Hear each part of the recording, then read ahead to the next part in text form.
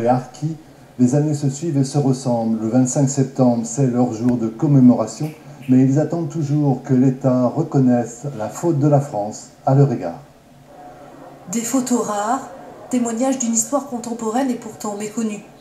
Celle des harkis, ces combattants français de confession musulmane se battant pour leur pays durant la guerre d'Algérie.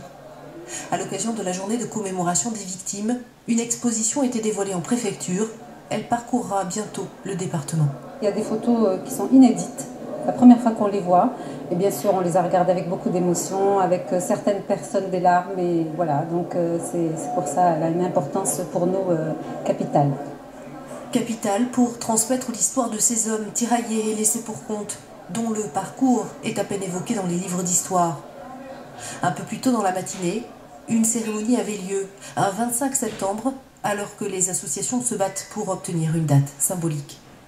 C'est le 12 mai 1962 qui représente, pour nous, c'est l'abandon et le massacre des harkis restés en Algérie et l'accueil réservé à ceux arrivés en métropole.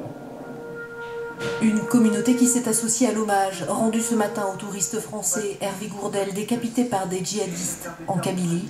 Je vous propose de penser à lui avec l'association des harkis de la Dordogne à l'occasion de cette cérémonie. 1900 harkis, fils et petits-fils, vivent actuellement sur le département.